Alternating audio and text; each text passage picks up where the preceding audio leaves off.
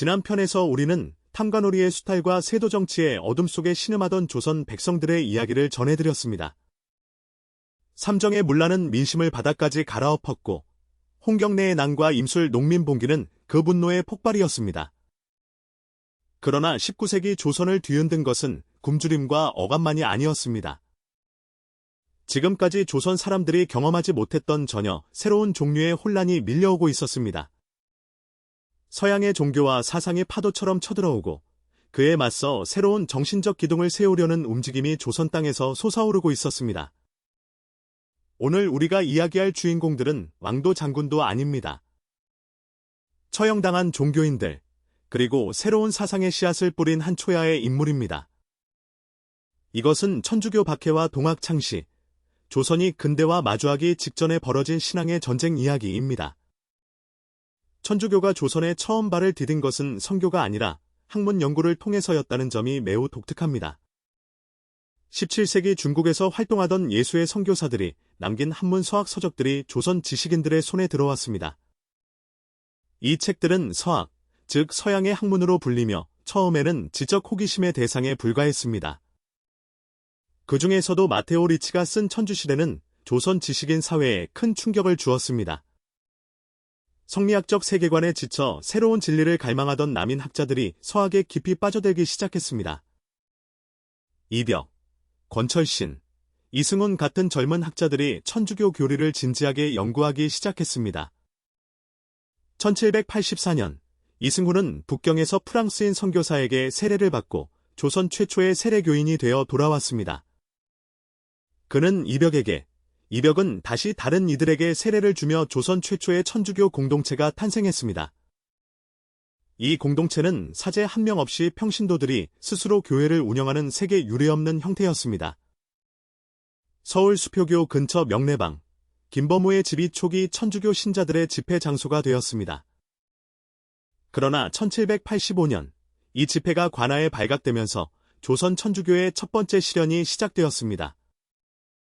을사추 조적발 사건이라 불리는 이 사건은 앞으로 이어질 박해의 서막이었습니다. 당시 지배층이 천주교에 키운 가장 치명적인 딱지는 임금도 아비도 없다는 무부무군의 사교였습니다. 조상 제사를 우상 숭배라 거부하는 천주교 교리는 유교적 신분 질서와 예법 체계의 근간을 흔드는 것이었습니다. 결정적인 대탄압은 정조가 승하한 직후인 1801년에 찾아왔습니다. 어린 순조가 즉위하고 정순왕후 김씨가 수렴청정에 나선 해였습니다. 정순왕후는 천주교 박해를 노론벽파의 정적인 시파를 숙청하는 데 교묘하게 이용했습니다. 이를 신유박해라 하며 이 해에만 수백 명의 신자가 체포되고 수십 명이 처형되었습니다. 이가환, 정약종, 홍낙민 등 당대 최고의 학자들이 이 박해에서 순교했습니다. 정약용과 정약전 형제는 천주교와 연루되었다는 이유로 귀양길에 올랐습니다. 정약전은 흑산도로 유배되어 그곳에서 해양생물 백과사전인 자산어보를 저술했으니 역사가 만들어낸 아이러니가 아닐 수 없습니다. 그런데 이 박해 속에서 조선 천주교 역사상 가장 충격적인 사건이 터졌습니다. 황사영이라는 젊은 신자가 박해의 참상을 비단에 가득 적어 북경의 주교에게 밀서로 보내려 했던 것입니다. 이것이 조선 역사를 뒤흔든 황사영 백서 사건입니다. 비단에 빼곡하게 적힌 글씨를 해독한 조정 관리들은 경악을 금치 못했습니다. 황사영은 서양 군함 수백 척을 동원해 조선에 신앙의 자유를 강제로 얻어달라고 청원했던 것입니다. 이 사건으로 천주교는 단순한 이단 종교가 아니라 나라를 외세에 팔아넘길 수 있는 역적의 무리로 낙인 찍혔습니다. 황사영은 능지처참에 처해졌고 그의 어머니와 아내, 어린 아들까지 모두 종으로 삼아지는 극형을 받았습니다. 신유박해의 피바람은 조선 천주교 공동체에 깊은 상처를 남겼지만 신앙의 불꽃은 꺼지지 않았습니다. 박해를 피해 살아남은 신자들은 관의 손길이 닿지 않는 산골 마을로 숨어들어 공동체를 이어갔습니다. 교우촌이라 불리는 이 비밀 공동체들은 옹기를 굽거나 화전을 일구며 신앙을 지켰습니다. 세월이 흘러 세도정치가 극에 달한 헌종시대에 두 번째 대규모 박해가 찾아왔습니다. 1839년의 기해박해는 조선인 신자뿐 아니라 외국인 선교사들까지 처형한 최초의 사례였습니다. 프랑스 파리 외방정교회 소속 앵베르 주교, 모방 신부, 샤스탕 신부 3명이 한강변 새남터에서 순교했습니다. 이들이 피를 흘린 새남터는 훗날 대한민국 천주교의 대표적 성지가 되었습니다. 같은 해에 정화상은 조정의 상제상서를 올려 천주교 탄압의 부당함을 유교 경전의 논리로 반박하는 놀라운 용기를 보였습니다. 정화상 역시 끝내 순교했지만 그의 지성과 용기는 조선 천주교 역사에 빛나는 기록으로 남았습니다. 기해박해가 가라앉은 지 7년 후인 1846년에는 또다시 박해의 칼날이 내려쳤습니다. 이때 순교한 김대건 신부는 조선이 낳은 최초의 가톨릭 사제였습니다. 1821년 충청도의 독실한 천주교 집안에서 태어난 그는 불과 15세의 나이에 머나먼 마카오 유학길에 올랐습니다. 10년 가까운 고난의 유학 끝에 사제 서품을 받고 귀환했지만 그는 곧 체포되어 25세의 젊은 나이에 참수형을 당했습니다. 138년이 지난 1984년 교황 요한 바오로 2세가 서울을 방문하여 김대건 신부를 성인으로 시성했습니다. 이처럼 수차례의 피비린내 나는 박해에도 불구하고 천주교는 조선 땅 깊숙이 뿌리를 내려가고 있었습니다. 그런데 이 무렵 서학과는 전혀 다른 방향에서 조선 사회의 변혁을 꿈꾸는 사람이 있었습니다. 경주 출신의 몰락한 양반, 최재호였습니다. 1824년 경주에서 태어난 최재호는 아버지가 재가녀의 소생이어서 과거를 볼 수도 없는 처지였습니다. 서자라는 신분의 굴레, 가세의 몰락, 그리고 세상의 혼란이 그를 20년 가까운 방랑길로 내몰았습니다. 그는 전국을 떠돌며 온갖 고통받는 사람들을 만나고 수많은 사상과 종교를 탐구했습니다. 유학, 도교, 불교는 물론이고 민간 신앙과 서학까지 탐독했지만 어디서도 이 혼란한 세상을 구할 답을 찾지 못했습니다. 나라가 기울고 서양 오랑캐의 배가 해안을 맴돌고 백성은 병들고 굶주리는 이 시대를 어떻게 헤쳐나갈 것인가. 마침내 고향 경주로 돌아온 최재호는 구미산 용담정에 칩거하며 오직 기도와 수련에만 전념했습니다.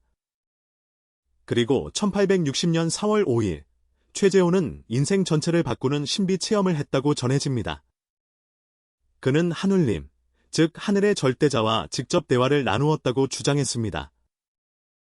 두려워 말고 겁내지 말라. 세상 사람들이 나를 상제라 이르거늘. 이것이 최재호가 전하는 하늘님의 말씀이었습니다.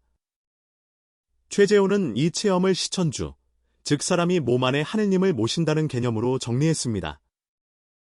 이것이 동학의 탄생 순간이었습니다. 동학이라는 이름에는 서학에 맞서는 동방의 학문이라는 분명한 뜻이 담겨 있었습니다. 동학의 핵심 교리는 당시 조선의 상식으로는 가히 혁명적인 것이었습니다. 사람이 곧 하늘이다. 인내천 사상은 모든 인간이 신분과 성별에 관계없이 하느님을 모신 존엄한 존재임을 선언했습니다. 양반이든 천민이든 남자든 여자든 누구나 동등하게 하늘의 자녀라는 이 가르침은 민중의 가슴을 뜨겁게 흔들었습니다. 최재호는 또한 보국안민, 나라를 돕고 백성을 편안하게 한다는 실천적이고 현세적인 지향을 강조했습니다. 서양 열강의 침략 위협을 서양 귀신의 침략으로 규정하고 동방의 정신으로 백성이 하나가 되어야 한다고 가르쳤습니다. 동학에는 핵심 수련 주문이 있었습니다. 시천주 조화정 영세불망 만사지, 이 21자의 주문을 외우며 하늘님과 합일한다고 가르쳤습니다. 이 주문을 정성껏 외우면 질병도 고치고 나쁜 기운도 물리칠 수 있다는 가르침이 빠르게 민심을 사로잡았습니다.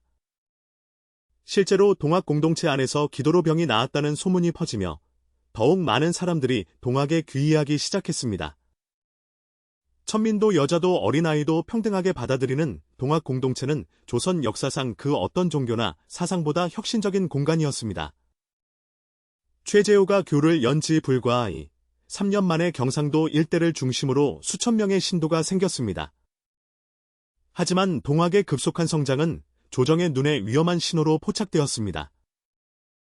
무국대도라 자칭하며 기성질서를 근본부터 뒤흔드는 이 새 종교를 조정은 결코 그냥 둘 수 없었습니다. 동학 역시 임금도 아비도 없다는 죄명으로 사도, 즉 사악한 가르침으로 낙인 찍혔습니다. 1863년 말 흥선대원군이 막권력을 장악하던 그 무렵 조정은 최재호를 체포하라는 명을 내렸습니다. 최재호는 경주 인근 제자들의 집에 몸을 숨기다가 결국 관군에게 붙잡히고 말았습니다. 그는 대구 감형으로 압송되어 혹독한 취조와 고문을 받았습니다. 조정은 그에게 혹세무민, 세상을 어지럽히고 백성을 기만했다는 죄명을 씌웠습니다. 1864년 3월, 최재호는 대구 관덕당 앞마당에서 참수형을 당했습니다. 동학을 창시한 지 불과 4년, 그의 나이 41였습니다. 동학 창시자를 처형함으로써 조정은 이 위험한 움직임을 뿌리 뽑았다고 믿었을 것입니다. 그러나 그것은 지독한 착각이었습니다. 최재호의 수제자인 최시영은 스승이 처형된 그날부터 깊은 산속으로 몸을 숨기며 동학을 이어나갔습니다. 최시영은 이후 30년 가까이 관의 추격을 피해 전국을 떠돌면서 동학의 경전을 정리하고 포교 조직을 정비했습니다. 그는 스승의 가르침에 향하서리, 즉 나 자신을 향해 제사를 지낸다는 개념을 더하며 교리를 더욱 깊이 발전시켰습니다. 그리하여 동학은 창시자를 잃었음에도 불구하고 오히려 더욱 강하게 민중의 심장 속으로 파고들었습니다. 한편 1866년은 조선 천주교 역사상 가장 참혹하고 피로 얼룩진 해였습니다. 흥선대원군은 러시아의 남하를 막겠다며 프랑스와 손잡으려 했다가 계획이 어긋나자 오히려 전면적인 천주교 박해로 돌아섰습니다. 병인 박해라 불리는 이 탄압으로 9명의 프랑스 선교사와 수천 명에 달하는 조선인 신자가 처형되었습니다. 간신히 살아남은 프랑스 선교사 리델은 천진에 있던 프랑스 함대 사령관에게 박해의 참상을 전달했습니다. 이를 빌미로 프랑스 함대가 강화도를 침략하니 이것이 바로 병인양요입니다. 프랑스군은 강화도를 점령하고 외교장각에 보관된 의궤 등 수백 점의 귀중한 문화재를 약탈해 갔습니다. 흥선대원군은 이 사건을 오히려 쇄국정책의 정당성을 강화하는 데 이용했습니다. 전국 곳곳에 척화비를 세우고 서양 오랑캐와 화친하는 자는 나라를 파는 역적이라 선포했습니다. 천주교 박해와 동학의 탄생, 그리고 병인양요라는 세 사건은 모두 하나의 물음으로 수렴합니다. 조선은 과연 어떻게 이 새로운 세계와 마주해야 하는가? 다음 편에서는 흥선대원군의 쇄국이 끝나고 강화도 조약으로 조선이 강제 개항되는 순간을 살펴보겠습니다.